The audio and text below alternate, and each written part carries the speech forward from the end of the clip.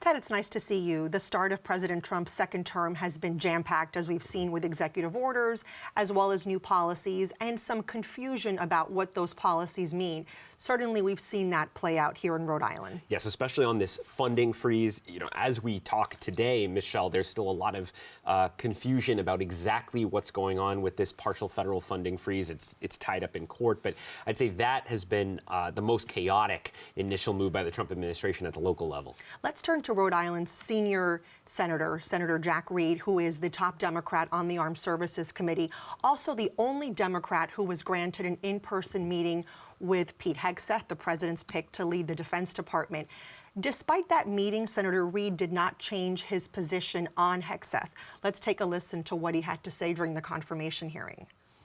The Secretary is expected to be a fair, nonpartisan, and responsible leader, as well as a trustworthy advocate for the men and women that he leads. Mr. Hegseth, I do not believe that you are qualified to meet the overwhelming demands of this job. And as we know, Hegseth won confirmation after Vice President J.D. Vance came and cast the tie-breaking vote.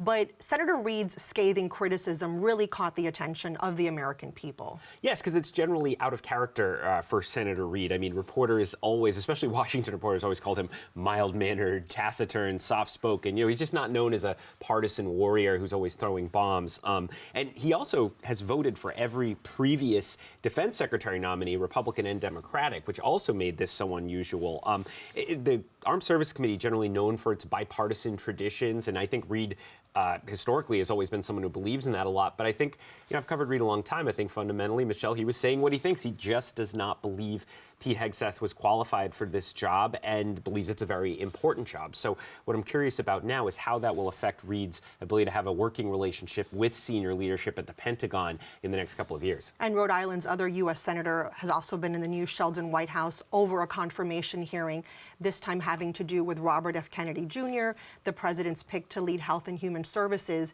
And this one is interesting, especially because of Senator Whitehouse and Kennedy's personal relationship. What is that? They weren't roommates, as some national outlets have suggested, Michelle, but they were good friends in law school. UVA, I believe Sheldon Whitehouse was in Robert F. Kennedy Jr.'s one of his weddings, his first one, I think. And so because of that personal relationship, there has been concern among some Democrats in Washington that Whitehouse might decide to vote for Kennedy, make it a bipartisan thing.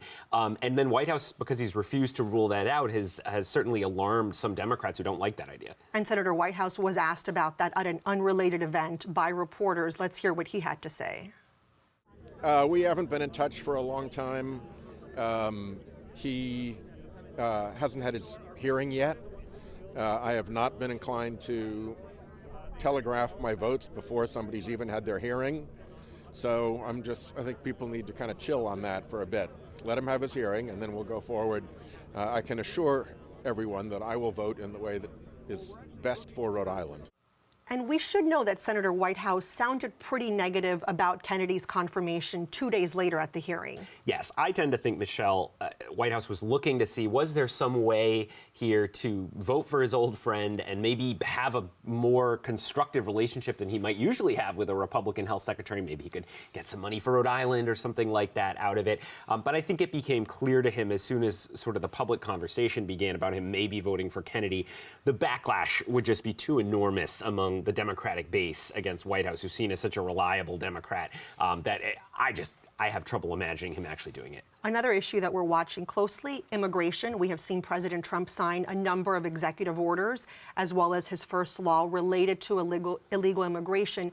Yet it remains unclear how we're going to see that play out locally. Yes, because, you have rhetoric coming from the Trump administration on the campaign and now there about mass deportations, major ICE raids.